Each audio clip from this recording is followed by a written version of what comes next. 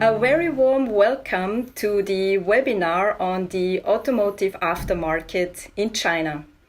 My name is Elisabeth Mindlberger. I'm the Deputy Head of the AUSSENWIRTSCHAFTCENTER Shanghai office, and next to me is my colleague Mr. Kevin Hu is in charge of the automotive sector in our team and who organized this webinar. We are glad that so many of you joined today, and seeing the great mix of big names, innovative niche players and newly established startups, I almost regret we have no networking function today, but we'll keep this idea for another time. For the next hour, we have prepared a program in 3 parts for you. With my colleagues, I will start to give a very quick overview on what happened these last weeks and what we can offer in the current situation. Then we'll hear an in-depth market analysis from our expert speaker that I will present in a few minutes to you. And in the end, we'll keep some time for your questions. And these questions will end up in good hands, right, Kevin? Well, thank you, Elisabeth. So, ladies and gentlemen, good morning to Europe and good afternoon to China. Also from my side, warmly welcome to join us today for the webinar. My name is Kevin Hu, and I have been working at the Austrian Trade Commission in Shanghai for almost 10 years as a marketing officer. So one of the key sectors I have been focusing on is automotive.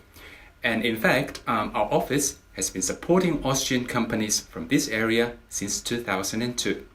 Statistically speaking, we provide automotive consulting services to about 170 Austrian companies each year, meaning we have a quite big scope for our services, and we not only organize networking or matchmaking events, but we also do one-on-one or case-by-case market research services. So in general, if you work for an Austrian company in the automotive business, and whenever you have a question regarding the Chinese market, please do not hesitate to let us know anytime. We're here to help, and of course, we are very glad to do so. So that being said, I'm going to be behind the scene during the webinar, and I hope you enjoy the rest part of the webcast. And now I'm giving back the scene to Elisabeth. Thank you. Thank you, Kevin, and thank you for taking care of the chat. Now that you know your contact here in Shanghai, I would like to ask my colleague, she's already here. Hi, Beatriz, Miss Beatriz Schönstein-Wippel, who is the program manager for mobility in our headquarters in Vienna. Maybe you can have a word on your offer as well. Thank you, Elisabeth, for reversing to me, and a warm welcome also from my side.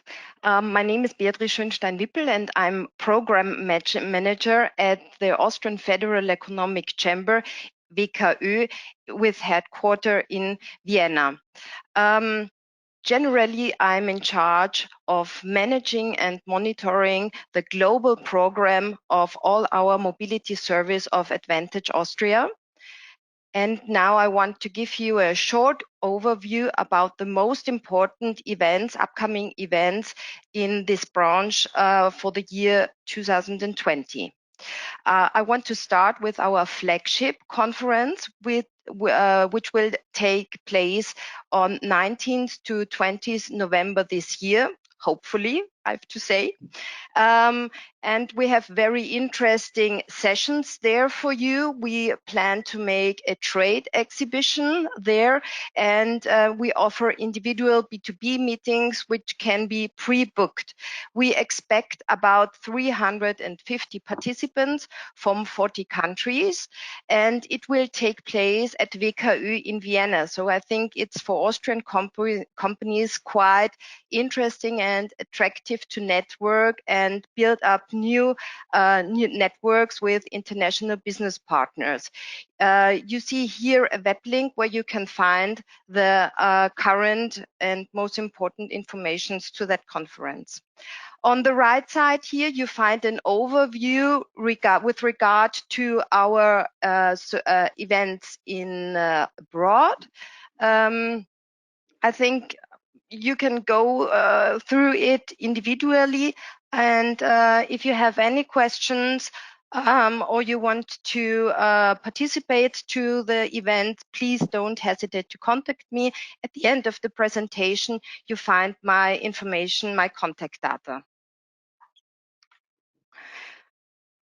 And at the end, I also want to focus on a very important information that we set up for you within the last 2 weeks. It's Coronavirus Infopoint. There you find several information services as, for example, FAQs and hotlines, and also the Härtefallfonds is very interesting for small and medium enterprises. So have a regard, have a look there. And also, again, if you have questions, don't hesitate to contact me with regard to that. Before I pass over again to Elisabeth, I thank you very much for being here. And yeah, if you have questions, get in touch with me. Thank you. Thank you very much, Beatriz, and have a good day in home office.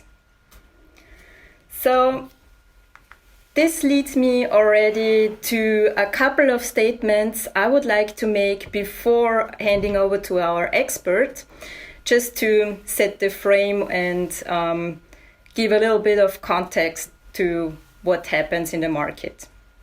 So we have to keep in mind that China is, since 7 years, the world's biggest car market, that is 1/4 bigger than the US market, for example. There are already quite a lot of Chinese OEMs, with SAIC being the biggest one. It was also the first one who had a joint venture with a foreign manufacturer, Volkswagen. But nevertheless, the market remains largely dominated by foreign car manufacturers.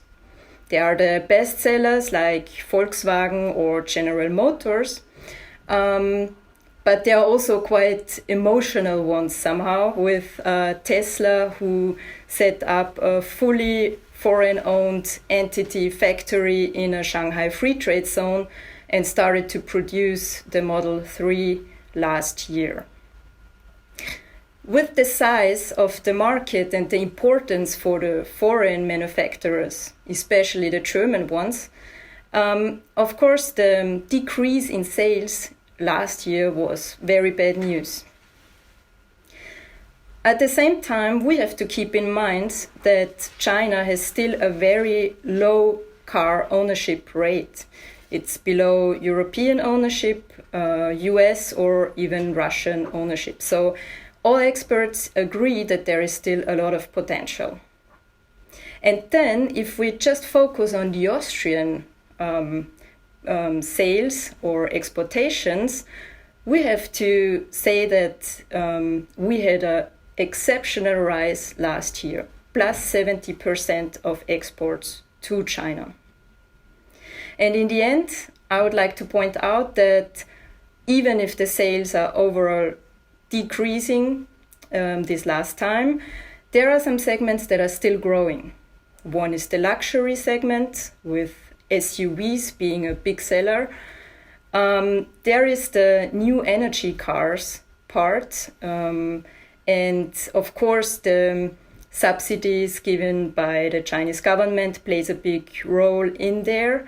And by the way, just Tuesday, the State Council announced that the subsidies will be extended for another 2 years. And finally, there are used cars, and we will talk about that today. Before that, another word, of course, on the current situation. We had lately the new year coming, and with the new year, there was also a new virus. And this, of course, made a huge difference. I don't need to explain, unfortunately, anymore to you what it means. But here in China, we had the same situation you have in Austria now, here in China. Now we are slowly going back to normal daily life, normal business. But there is still a big fear of a second wave of infections, especially imported cases. and therefore all the security measures remain intact. There is temperature taken, it's necessary to wear masks, to have a QR health code, and there are very strict travel limitations and restrictions. So, as you see on the photo that I just took this morning in front of our office, there are cars and people on the streets doing their business, but it's still not normal life here in Shanghai. So, what does it mean for the automotive sector? In the first 2 months, January, February, and the same holds true for the first half of March, production and sales decreased by more than 40%. And it's also interesting to note that 9% of China's car manufacturing is located in Hubei province, which was most affected by the coronavirus. This was, for example, a challenge for Nissan and the French PSA group. So it's not surprising that car sales in China that were not so positively forecasted for this year before are now expected to fall by almost 3% for the whole year. And we already have some cases of companies that are affected, for example, Chinese electric car manufacturer NIO, who announced to cut staff and to change even the headquarters from Shanghai to another city in order to get some government investment. However, there is still a red big but in my slide. We have to say that in the meantime, most of the automobile companies are back to business, with most of their employees having resumed work. This was the first challenge. At the same time, in the mid of March, we still had a capacity of 40%, so we are back to business, but not totally. The same holds true for the Austrian companies. They were quite quick to go back in business, most of them in the beginning or the first or second half of February. But now they have to deal with challenges such as the consumer demand, of course, but also some logistics issues that remain a challenge now. And as I said, consumer demand is a big issue now, and the Chinese government already reacts to that. The Ministry of Commerce called all the local authorities to revive the market with different measures, and we have some cities like Hangzhou, for example, that is not far from Shanghai, who already announced some measures such as subsidies and also the promotion of second-hand cars. Yeah, and that being said, we expect here, or we, the experts, expect another year that should be slightly negative or remain stable, and from 2022 onwards we should be back in the big business and growing sales. But I'm very delighted to hear more about the perspectives of our expert, if he agrees on that, and I'm very happy to welcome Mr. Michael Shen with us today. He is Senior Strategy and M&A Manager, and sorry, I have to put on my mask. We are still having some security measures, as I mentioned. He's Senior Strategy and M&A Manager at BP Castrol Greater China. And he's not just a manager, he has been rated top 10 performers for several years in a row.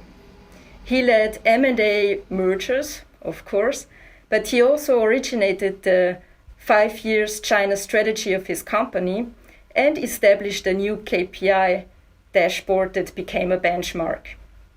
His career also included an engineer's position at Daimler Chrysler and a consulting position at Roland Berger. So I think he has all the perspectives that can be useful if you want to ask an expert questions about the market. So before I hand over to you, Michael, and thank you so much for joining us today. It's a real pleasure, and that's something maybe a little bit positive of coronavirus. He should be in UK already at this point, and somehow thanks to coronavirus we have him here today with us, because, and congratulations, you got a new position at the executive office in your headquarters. Thank you. So before I hand over, I would like to ask you for your participation, and I would like to ask you to answer a small question. Have you already done business in the automotive aftermarket in China? So are you already an expert? Yes, regularly. Have you already done business 1 or 2 times, or you are just starting to work on the market? Or is it totally new and fresh for you? Please vote now. You can choose one answer. And this answer is very important for Michael, because he said, according to the audience, I will try to give some general information that is important for newcomers, or I will really go in details and tell them, those who already know the market, how they can better work in China. And we already have the result. Most of the companies, 50%, said we already did business in the Chinese automotive aftermarket exceptionally, or we are starting to do it. So with this slightly experienced audience, yes. I will leave you the stage now, Michael. Right. Okay. Well, thank you, Elisabeth, for the invitation, and thank you for Calvin, the organization, and also thank you for the chamber, basically give me the chance to present this, hopefully insights to the audience. So given the profile of the whole audience, so I see there's a 30, 50, 20 rate, so which means the whole audience a little bit more experiences in the auto aftermarket already. So let me then come to the first page that I'm gonna present today. So before I started to present, so first of all, there is still, I would say 20% of the audience that who have not been in the aftermarket in China yet, so I would say welcome. So welcome to this very interesting market. So it has a lot of luxury characteristics, like how stable and how sizable it is, and it is also very challenging marketing. Basically, I'm going to introduce the major characteristics later on. So there are 3 sections of my presentation today. So first of all, I'm going to have a brief introduction about the size, about basically how big is the pie, about the whole auto aftermarket. So, and then I'm going to help introduce 3 key characteristics, which I would urge you guys to keep in mind. So when you are doing business in China's auto aftermarket, or you are trying to penetrate into this market. And also I'm going to have a little bit deeper dive on some of the emerging supply chain trend and consolidation of the channels in this market. So let me quickly start with the overview of the market size. So before we talk about the auto aftermarket, let me quickly start with the new car sales. So like Elisabeth has already introduced, basically this year is a very tough year. So till February year to date, I would say there's already more than 40% of decline of the market. However, if you look back into the other 2 years, so I would say the recession of the auto sector started from the mid of 2018. So if you keep watching automotive in China, so you will know, so basically since the mid of 2018, every month in a row, there is a decline. So there are many reasons for that, but if you look at the summary of this chart is, the main reason basically there's a payback effect. So because previously, in order to maintain the almost double-digit growth in the last 4 years from 2003 and 2016, I would say government has already injected a lot of stimulation, including tax benefits, so for those smaller liter cars. So, but now it's like when this tax cut has been stopped, so all of a sudden, so you see basically demand has been shrinking. This, on the other hand, is demonstrated so how sensitive people are in this market. So regarding the price and government incentives. So think about this, in China, basically, even you buy an entry-level car, so it's still 1.5 years or 2 years of your salary. So you have to be relatively more sensitive. And also given the I would say growth stage of the whole industry. So if you look at back to almost 28, 29, so it's quite growth market. So the whole characteristic of this market is we want to grow and grow. So, but now some structural change also happened in this new car sales. I want to emphasize one thing is, so if you look at basically the needs of the demand that drive the new car sales, there are two parts of the demand. One part comes from the replacement, another part comes from really the first time usage. I would say for now, it's still the majority. Roughly going to be 70% of the demand comes from the first time buyers, but very soon, I would say in 4 or 5 years, in 2025, so they're going to be 50-50 equally. So China is in the transition period in terms of the auto market sales. So in the transition period from growth market to premature market. So also pay attention on that. So in the premature market, basically they're going to be growth of the second-hand car market, and basically people gonna be, I would say, more sensitive to government incentives because the needs of the new car sales has been driven by the replacement needs. Then I'm gonna move to the second part. So is the car park. So let's talk about the auto aftermarket now. So this is the chart. So when you look at market like this, so I think this is market everybody want to look at it, right? So there's no up and down in terms of growth rate, and when you look at the future, there is also stable growth trajectory in the future. So that is auto aftermarket. So, and because the car park basically is the accumulated number of all the new car sales, so the car park growth provide the foundation of the luxury of this market, which is year-on-year growth. So this is not just for China, and it's the same for the US. So, a US colleague shared the similar information with me is for the last 20 years, there's only 1 year, which is 2009, the market declined. So for around 1%. So, and for the other years, especially recently, even the US market value pool is still growing at 3 to 4%. So this is a very charming market, and that is why, so a lot of, maybe including you, gonna try to enter this market. So in terms of the size of the market, there is a famous quote in the market to say it's a trillion RMB market. So roughly we can say it's roughly a trillion RMB market. So when I try to turn it into US dollar, so let's say, I think it's around 150 billion US dollar market, which is huge, so, and has great potential for people to grow here. So let me speed up a little bit, but do basically write all questions so later I can follow up.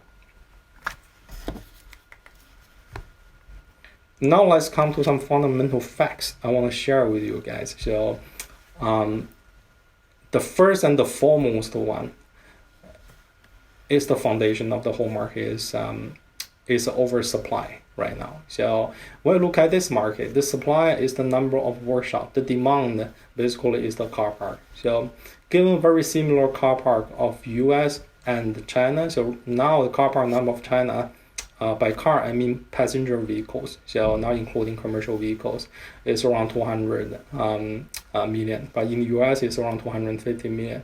But if you look at the total supply of the workshops, it's almost double the size of the US. So which means China market is in a very oversupply situation. So when you look at, hopefully my sound can still come through, right? So when you look at the profitability of the workshops, and that makes significant difference. So, and this is the fundamental facts probably you need to bear in mind when you're trying to do business in China. So 30% of the only 30% basically of the workshops in the future are going to be our customers are making money, and almost 40% of them make a loss right now. So it's very difficult time for them, and you may ask why they're still making, they don't make money, why they're still entering into this market. So because the entry barrier of this market is really low, and the relatively the aggregation level of the shop owners is also relatively low. Maybe they have not other choices, and maybe they think they can run the business much better than the others. But the fact is, only a smaller portion of the whole population of the shop owners are making money right now. So, and that's going to help to explain a lot of things later on. Factor number 2. So, if you look at the car park, it's a very young car park. So there's only 4 to 5 years, and right now we're still in the transition from 4 years to 5 years. And 4-5 years is the critical age of a car. So for the first 3 years, all the cars gonna maintain in the 4S shops. 4S shops are the franchise workshop. Basically, it's the same concept as car dealers. So in China, we call it 4S shops. But after 3 years, they're gonna come to the open market. We call independent workshops. So given the size, the number of the workshops in China, you can see there's only 28,000 of 4S workshops, but there is more than 450,000 independent workshops. So now China is undergoing a transition period of people, of car users, transform or shift from the 4S shops channel to the ADAS channel. So that's an important factor right now. And that creates a very heat battlefield in between. You say, when I want to come out of the 4S shops, who's gonna serve me? So, but most of the ADAS workshops, because of the oversupply and therefore the low quality, so people are demanding some branded or chain stores in order to capture these needs. That is shifted from 4S workshop to independent workshop. And on the right side, if you look at the number of the total workshops of the top 100 chain stores in China, so basically it's already reached, I think it's around 20,000 already. However, 20,000 workshop is not big. It's very small. So if I jump to the next page, so in terms of market share, those chain stores only account for, I would say, 1% market share of the whole market, totally negligible. But if you look at the US, so the top 4 chain stores or supply chain aggregators, I would say, they have already accounted for more than 15% of the market share. So that's the consolidation level of China versus the US, and that's the way to go in China. Number 3. So you might hear a lot of things happen in China's route to market right now, including e-commerce, right? Including I don't know how you call it. Maybe in Europe we call it SAPD, super auto distributor. So it all happens in China. But the interesting thing is, so basically nothing fundamental happened yet. This is still inefficient and a very traditional way of distribute your parts into the aftermarket. By saying that, I mean the business model here in China is still very traditional. It's not because those digital giants or those e-commerce giants, they don't want to disrupt the market. Actually, most of the digital giants, including Alibaba and also Tencent, also Jingdong.com, they try to disrupt this business since many years ago, almost 2014, 2015.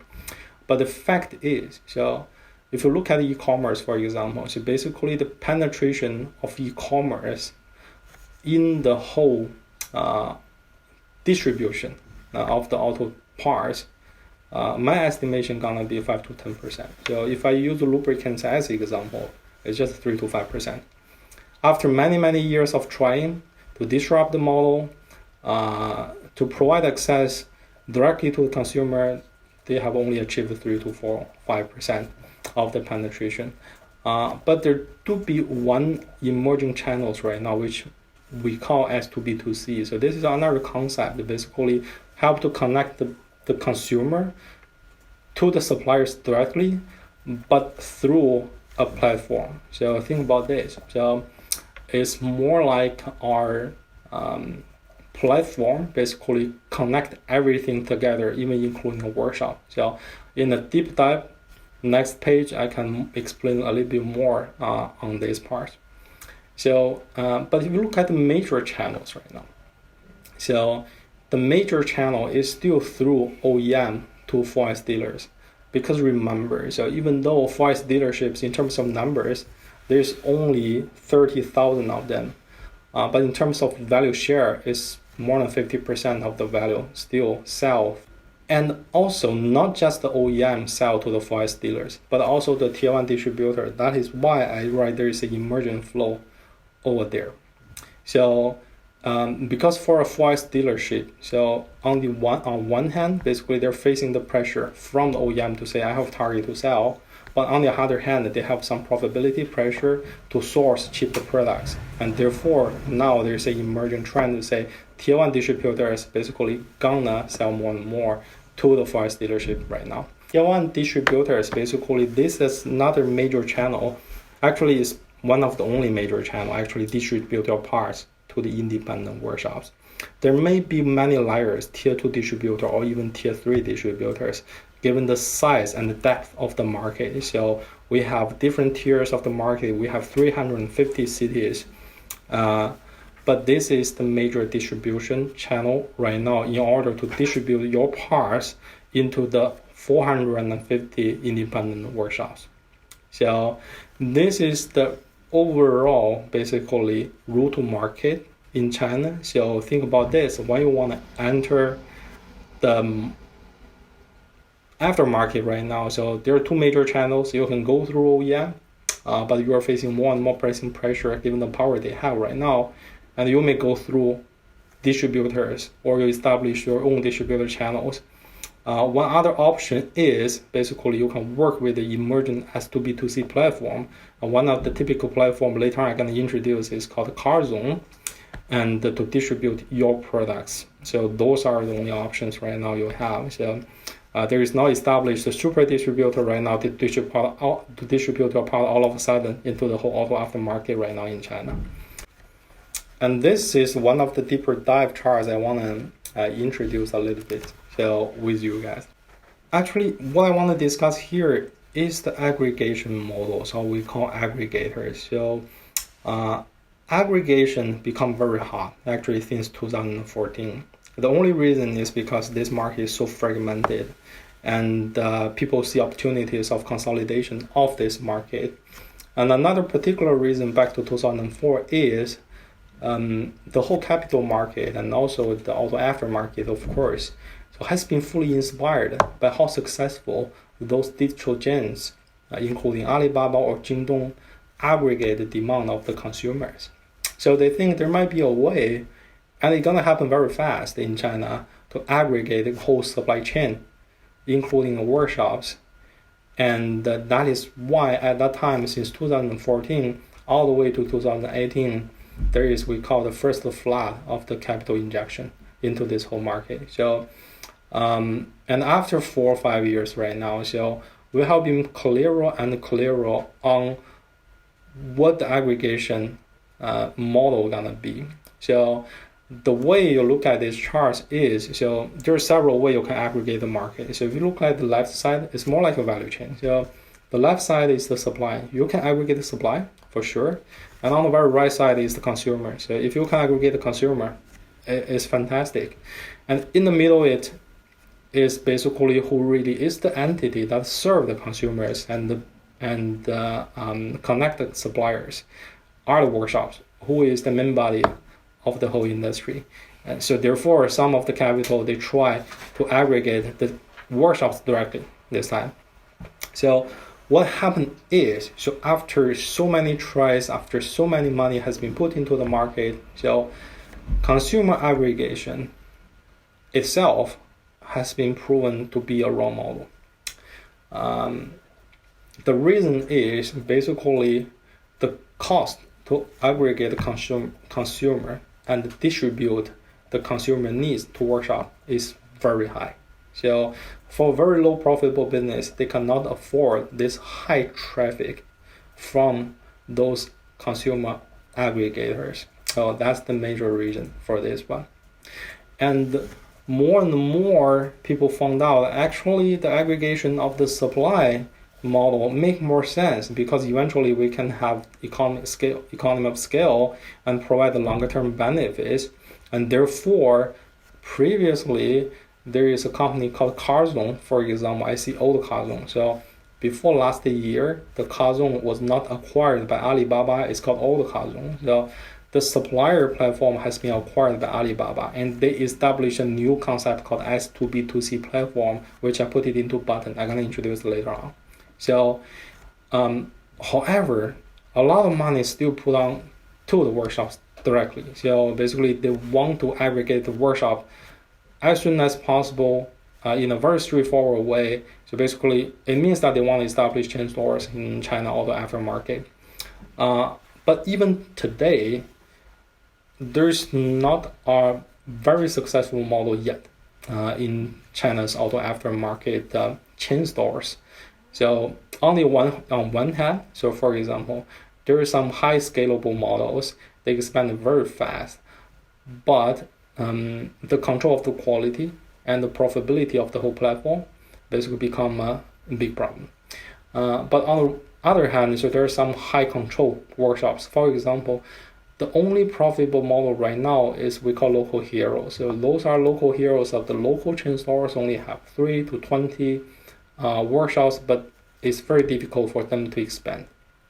And a typical example is CXJ, we call 车享家 in China, which is owned by SAIC, who is the largest auto group in China.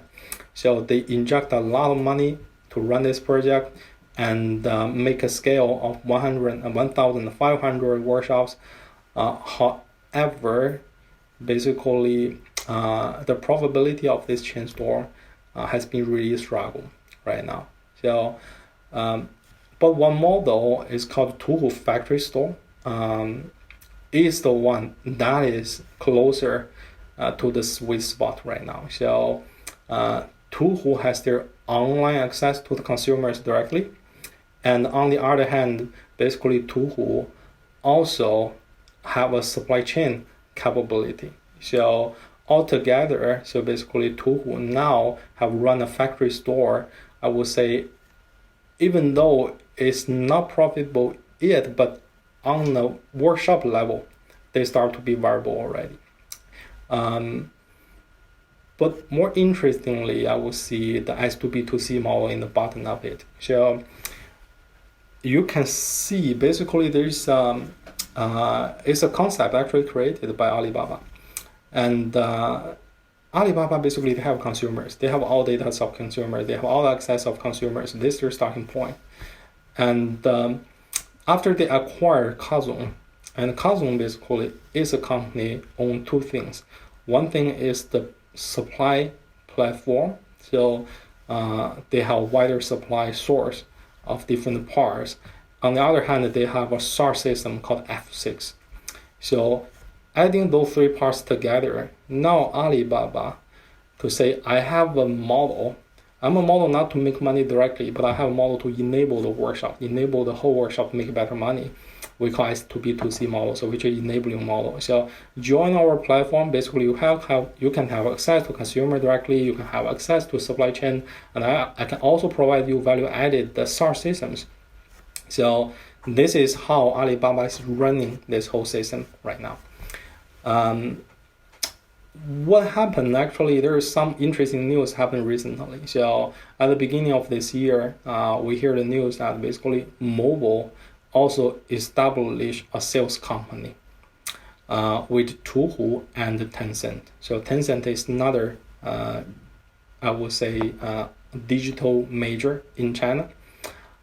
So mobile consolidate all the 30 distributors of their lubricants distributor and established the sales company altogether with Tuhu and together with Tencent to establish another types of distributor platform or distributor group or sales company whatsoever. So you can see, so it's still a very turbulent market. It's people are trying basically to find a way that can really aggregate the market demand and also the supply chain.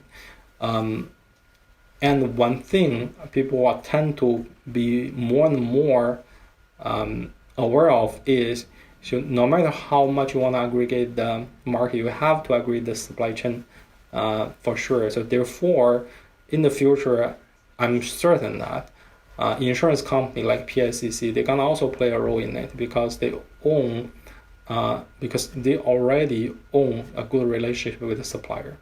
So this is a deeper dive of the aggregation models. And one more chart I want to share is just I'm gonna talk through it briefly. So if you are an investor or if you are an innovator, so what are the key trends that driving the new models? So first of all is of course user-centric system, so S2B2C system. So it's an enabling model. So no matter Alibaba or Jingdong or even Tencent, they can establish this kind of ecosystem. So no surprise at all. Actually, Alibaba is already ahead of the game. An asset-light strategy. So for this one, I'm gonna more refer to those SaaS suppliers. So it's very interesting because the oversupply of the workshops. So therefore, how to improve the efficiency of the workshop through an asset-light way is important. And SaaS is one of the important methods or tools actually to do that. Another trend is actually fleet solution. So people may ask, so Didi is the local version of Uber. So they have already 3 million cars already in the market. And actually it's already one of the largest car sharing company here. So how to provide the fleet solution basically to those fleet is another driving opportunity. Now I quickly walk through those two slides. So thanks to Kevin's inputs, basically I can have the overview about the size of the imported auto parts from Austria to China. So I see basically in 2019 there's already more than 1 billion, so which is quite sizable. So congratulations, I would say. And when I look at the growth rate, I feel even more excited. So even under the impact of coronavirus, I think we're still seeing 30% year-on-year growth. So it's a tremendous, I would say, achievement that you can make under circumstances like this. And also I see basically, so there is a huge overlap of the current market with the capability or capacity of Austrian. So basically, I think, for example, navigations. So there must be plenty of opportunities here for Austrian company, so to come into China, no matter OEM market or aftermarket. So this is the last page of my presentation, and sorry for the disruption on and on. So, and I will hand over to Elisabeth now. So thank you very much, Michael, for these insights on the Chinese automotive aftermarket. Sorry to you and to the audience for the internet problems. Unfortunately, today it's really a hard time that we are given. So now I'd like to come to the audience's questions. And yesterday you told me I'm not a consultant, I'm a practitioner. So more we are in the daily business, more I can be helpful. And I would like to start with a very practical question, which is there a trend that OEMs are restricting 4S shops to use independent part suppliers by limit in warranty? This is an interesting question.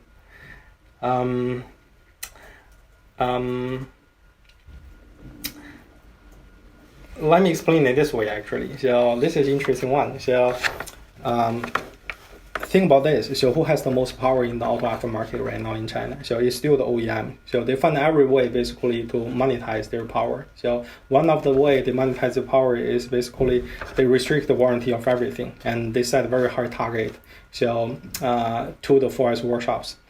But one of the facts I can give to you is, so we call it the central purchasing rate, so or outsourcing rate. So in a 4S workshop, so they do have, for example, 20% of outsourcing. It's not a quota, but this is like our rule of thumb. So for example, I would say for 4S workshops of a certain OEM brand, they can outsource 20%. So this will never happen if you go back to 2 to 3 years ago. It's it's not about the willingness of the OEM, whether they want to restrict the warranty or not. So actually it's the shift of power. So even though OEM is still holding the biggest power right now, but given the harder and harder to sell new cars, and given the growing power of the consumers and therefore the forest dealerships, so I would say the outsourcing rate of the forest dealership gonna growing more and more, even though the OEM won't see this happen. They want to restrict and they want to add more quota, but as a matter of fact, basically the power of the OEM is diminishing right now. Yeah. Thank you for the answer. We still have time for a second question, which is also a very practical one. So, given the fragmentation of the auto aftermarket, what is the best way to penetrate it? Yeah, this is a very interesting question. So, I think for people who want to do business in China, so one of the most important things you want to know is what's my route to market. So if you think about the map, basically I introduced it before. So I would say there's still two major channels you can choose right now. One channel is through OEM, another channel is through your distributors.